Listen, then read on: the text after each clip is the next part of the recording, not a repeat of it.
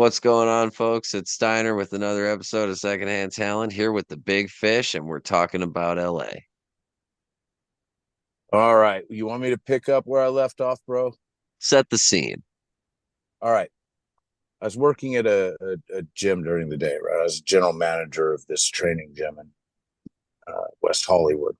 Beverly Hills is right on the cusp. Um, but I was one of those few people who had lived close enough that I could walk. No, everybody in LA drives. I was walking. I didn't really have any desire to go get into traffic and do all that. Not till later on when I actually had real responsibilities, but it was way before I met my wife. But I'd walk from I lived on Larrabee. I walked from Sunset up to Doheny where our gym was and back every day. And people always say, okay, your big opportunity and shit. I never really believed that, the in that one phone call shit until I got to LA. And I'd walk by the Viper Room every day. Door guy was there. We'd kind of talk. He'd say something, and I'd be like, "Yeah." And he just knew I was a townie at that point. So, one night he says, "Do you want to come on and work? Because we're short a guy, and we really, really, really need somebody because we got a big night ahead." And it was during the 2004 election. Just to save us all the liability of dropping names and shit. I'm not going to, but No need. no names. Anyway, I get in there, and my first detail was to walk three different musicians, huge musicians, from the London Hotel to the Viper Room. And just for those folks who are particularly aware of the geography of LA, what sort of distance are we talking about here? Oh, we're probably talking about, I don't know, maybe 60 feet, 70 Okay, feet, so so okay, it so wasn't far off. It was just outside the door. But, what blew my mind about it was in any other profession, you don't just grab a guy off the street and say, "Hey, you're gonna guard these guys into this place, and then you're gonna guard these guys out of this place." I see. Okay. All right, I see what you're saying now. So it's where it's in at okay, gotcha. So it's more Yeah. like kind of like a bodyguard like type aspect. Well, you didn't even put yourself in it. You got told this is what you're gonna do. You need to go, Hmm. you need to go do that. And I thought it would be that way pretty much every night, but it wasn't. And then I hung with the Viper Room for a few years and stuff. And I think the reason why I had to quit there was I pulled a knife off of a guy that was kind of aimed for my back and made the mistake of sending a picture to my my new wife, and she said, "You got 5 minutes to go back over there and quit," which I did. And then she figured out later that this bouncing gig was actually something that paid a lot of money, for the right reasons and stuff. So, it was mostly private shit for the next 3 years in LA. But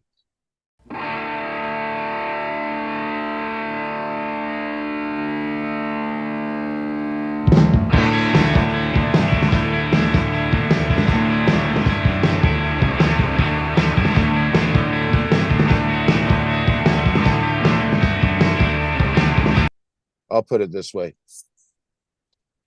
our reasons for leaving LA were a lot more wholesome, but a lot more fucked up in the details. All right. Um, you know, and the thing about leaving LA is you're never really allowed back. Once you go, you're gone. You don't get that fucking opportunity again. And I knew that.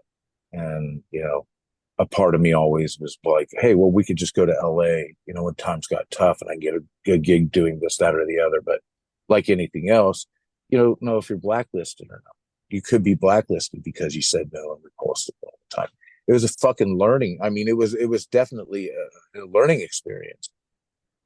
How could you know in advance? I mean, that's the type of thing where like, yeah, obviously you don't know if you're blacklisted, but certainly like I mean, you know, there would have to be a foundational experience there for the thought to even cross your mind in the first Right. place. Like if that's not something that you like, if that's not experience that you had been prone to prior, then how could you expect it or anticipate it? Why would you? That's the It, other thing, you know. which, yeah, exactly. Yes. You we all have this. I think what happens is when, and I mean, I'm older now. I'm got to be 51 this year, so I've seen some stuff, and I'm beginning to realize, this isn't a wisdom thing. I'm not going to be the old guy to say old guy lesson shit, but over time, what I've learned is that the opportunities you have are based almost entirely on luck of the draw. Yes, they know your experience. Yes, they know your level, but the chemistry doesn't always work. It's very few times that you get the opportunity, the chemistry, and everything right. And I've only, worked a couple of places where the chemistry was right. And those are the places you don't want to leave. And if circumstance makes you leave that place, you end up with a lot of regret. Is there a So, partic is there a particular venue or circumstance that you really wish you could continue to work at or work at again? there was a place that was endearing to me, and it was one of the greatest fucking places that I had the honor of working. I mean, I really was very, very stoked to work there. It's a place over in Houston called The Flat, and it's DJ owned, Caribbean based club. Um, Best DJs in the world were coming to play there. And it's just this little obscure mid-century modern place pushed back into Montrose, on a one-way street. And it was the most incredible fucking little bar with so much warmth and so much fucking community around it. And I ended up only being there about a year and a half, maybe a little bit more. Um, and then, family circumstances brought us back to California. That and a good job offer, but I regret ever fucking making this. What I could was it? do. What was it about the spot that made it? That made it so great. It was the first time that I saw a bar family as a real fucking family. Like there wasn't any shit talk. There wasn't any. Everyone brought Wow. their experience to the table, and they worked off of each other and with each other. They spoke with each other, not at each other. They listened from the top down. The most equitable place that I have ever set foot in. And they treat their patrons, their customers that way. They treat the DJs. DJs are revered. They have a jazz night. They're taking mediums that you wouldn't expect, and they're putting them all together, and it's so fantastically orchestrated. And this might be the one of the only names I'll throw out there, is that it's owned by a guy named DJ Sun. You can look him up. He's very well known in Houston, um, and very well respected, and a true artist. It was the first time that I saw,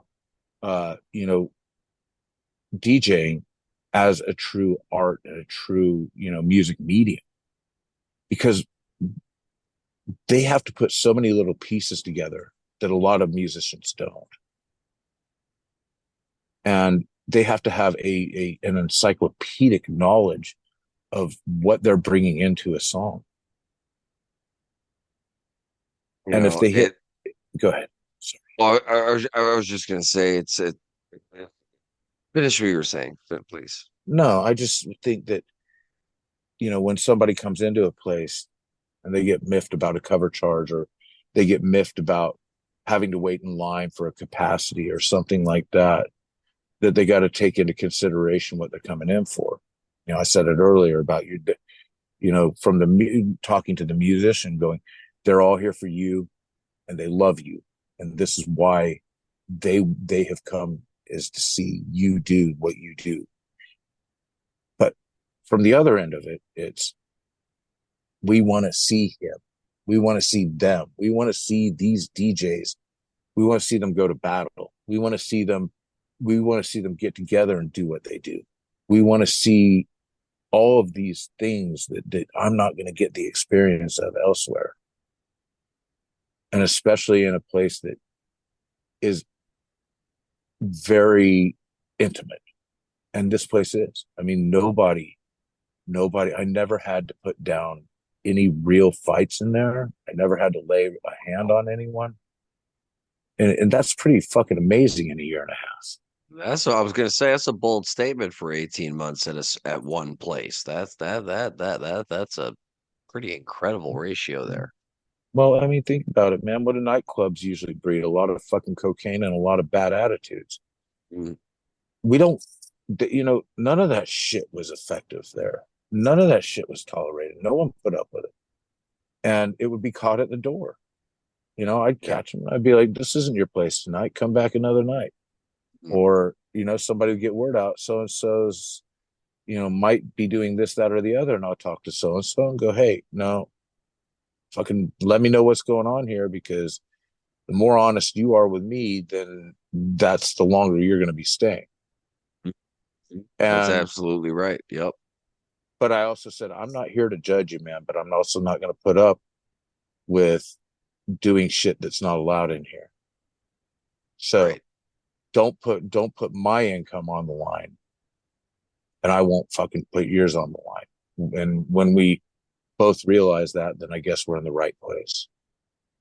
And that kind of Mm. kicked off this whole, you know, way of using humanity to think instead of just bull nerve. I kind of guess transferring into that, what I was gonna bring up before was the time of this taping a couple weeks ago, I was actually DJing, playing house music for a small festival and uh, here in Illinois. And the first live music of any kind that I performed in 12 years. And I found out an hour before the show on Friday I couldn't use any of the music I planned on using. And I had to completely improvise, and I came as prepared as I could for Saturday. And shout out Terrapin Flyer, great Grateful Dead tribute band. They were playing that night, and I had some Grateful Dead drum and bass lined up that I had worked on, and I had never gotten to play it because it had been over a decade since and it had been done in the meantime. And somebody came up to me after, while Terrapin was playing, like after I was packing, like while I was packing up, and just were you the one? Were you the DJ who was playing that music? I was like, yeah. And he just like came back and just gave me just like a big hug and just started. I'm not going to go into all the details, but like we had like a long conversation about how he was thinking about Fela Kuti and like the different those like different those kind of beats that were going in. And he'd never heard Grateful Dead mixed that way. And I had forgotten, you talking about it and that experience, kind of I'd forgotten just how much, DJs bring to the table. And it is so true. And it ought to be recognized. That's the way it should be, though, man. I mean, we got so many things, so many different levels of appreciation we can have for the music we listen to, or for the musicians themselves. And for you as a DJ, that has to feel fucking great, man.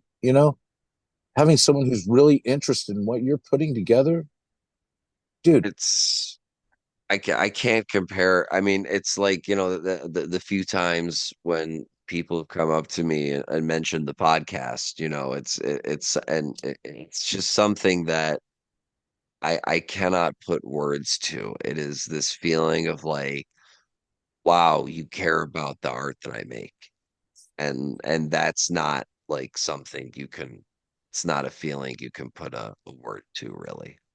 Absolutely. And I don't think there's anyone better to do what you're doing than you, because at No, least at least you're trying to get it out to where people have the expression. Well, listen, people live a lot of lives in their lives. Yeah, And I like to say, and you underwent this transformation, and we're going to get into that, but it's important to like take stock of the fact that we're all complex individuals in our own rights, and we all have shit going on, and we all have things going on, and when we're in a setting where shit can go sideways, the best thing we could do is just be rational yeah. and not let our idiot instincts take over. There's a time and a place. Thank you. I Yes. mean, my idiot instincts come out in something else, and where it's not going to affect anyone but me.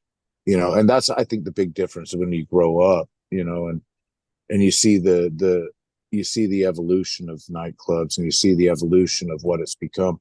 I'm seeing more people get together these days and collaborate, which you didn't see in the old days. It was, all bets were off. All fucking, everyone was in it for themselves. And nowadays, collaboration is essential to growth that I see in the music industry. But what would I know? I'm just a fucking stupid door guy. You know, I sit The, out. perception isn't reality, man. That's the whole point of this show is that No, you're not that. That may be what some people may see you as on a nightly basis, but that's far from the truth. And that's the whole point of the show is to highlight the fact that, you know, even when it comes to the bands, we're all just people and we all have right. feelings and lives. And, just because we have a certain profession or occupation doesn't diminish our humanity. And I'm kind of curious, like, if that factored into the direction or the decision you made to take the direction you took, which is to be a little bit, less Yeah. the big, the No, biggest of big. when you give up on that fucking tough guy shit, then you've bought yourself a lot of freedom. Mm. Why would we categorize anything? But why would we fucking institutionalize a fucking ethos in the first place that is an absolute, uh non-conversation? If someone were to come up to you of Romy and they were to go, "Hey man, what's the most fucked up thing you see in a club?" And that conversation is like, what kind of fucking idiot asked that question? Man, what? Why? Where? Like Why? for what? Why? Like, like. Oh, No, yeah, yeah. Okay, yeah, yeah. yeah. I mean, it would be, how uninteresting is your fucking life for you to ask that question? I get some guy who's fucking, comes in with a group of other guys, and obviously, their common sense level and their fucking street knowledge is pretty much, they're going to go to, they're going to go to Whole Foods and think that they're in the ghetto, that type of shit. And I look at it and, they ask me a question, dude, are you going to beat someone down tonight? I'm like, I don't know. What? Night's pretty fucking young. Or Yes, usually my response. what kind of question is that? Right. That's the follow up. I'm like, I don't accept the premise. I don't accept even the premise of that as a question. Like that. Like no, why? Where are you coming from? That's the start of this conversation. Like what? where Who? would Who? that who be interesting? mm, where would that be beneficial? Where would Right. that be relevant? Where would that be Uh, helpful? why would I give you that part of me in the first place? Okay. I don't Mm, fucking know you. I don't give a fuck, quite honestly. And you've already proven that I shouldn't give a fuck. Now that's right. where the line is drawn. That's where that fucking parallel, starts being, getting wider and wider and wider. So the is like, moment you get to like this is okay, I now know how you see me. So right, now I know where I can operate from based on right. that understanding. Exactly. It's like, yo, dude, go in there and enjoy whatever you're gonna fucking enjoy. Don't even say goodbye on the way out, you know. And quite honestly, brother, if you got to do that, dude, just turn on fucking Hulu. They got action movies listed there for you, It's all brother. right there. It's all right there on demand. Yeah, go watch Roadhouse again, dude, because those are the most untrue shit in the world that brought me nothing but fucking grief through 30 fucking years.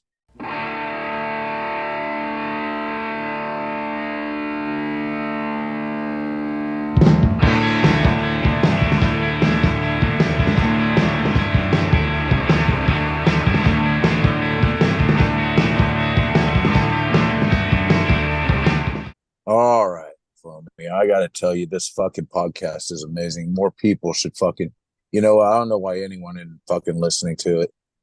Because, Oh, dude, there's oh man. so many people who need to be on this, who are running things like fucking music rooms, listening rooms, fucking, uh, just anyone who is in the bar business. This is a must see opportunity to listen to this. Well, I really appreciate that, and truth be told, I have so many friends who are so incredibly talented and work so hard, when it comes to filmography, photography, sound, front of house, event production, stage management, bouncing, bartending, venue ownership, independent studio owners, and we've had all of these people on this show because, you know, forget that they're my friends. They all work so hard. I think specifically about a show that I worked on earlier this year at the time of this taping. And it occurred to me as I was headed to the show, which is in Michigan, it's 9:30, I'm driving there. And it hit me, I'm like, the people showing up at 7:30 don't know that I'm on my way at 9:30 a.m. And I wish that there, was just a little bit more because let me ask you, as a lifetime bouncer, right? Would it make a difference if at least just forget once a night, once a week, one person that came through the door, you in the eyes and said, "Hey, thanks so much. Have a great night."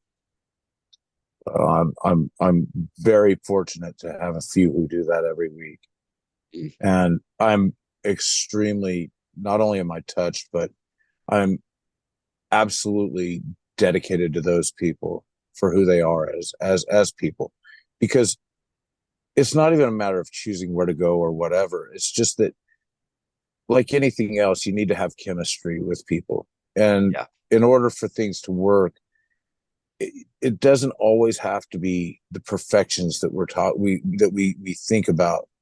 It has to be the people we think about, and what means what to them. That's important, you know. Um, I don't need affirmations. I've said it before. I appreciate them, and I adore the people who give them to me. But I'm like anyone else, I am in this business for me, to the extent that I get something out of that too. And I think what it is the ability to be, something stable for somebody who may or may not have something stable. You know, sometimes, sometimes just being able to give a kid who's in the LGBTQ plus community a hug because they've never gotten one. Show that, and be like, there are people who care, who really care about you. This is a safe place for you. All right. If you need a hug, I will never, ever say no to that. If you need someone to listen to you, I'll never say, if you need help, just show up, because it's more important that you're here. It's more important that you're here than not here. And I don't, I mean, is that good business? I don't even know about the business end of it because I'm not really thinking about. I'm thinking about the fact that there are people who need that in their life as a transition point to find what it is they ultimately end up with. And that's what's so important is being able to at least be some step in the bridge to their happiness. And would you credit that realization kind of to your shift in attitude towards taking that more humanity first aspect approach to it that you do today as opposed to how you did in your earlier years? I don't have to be the people who insult me. Hmm. Here, here. I I won't be the people who insult me. You know,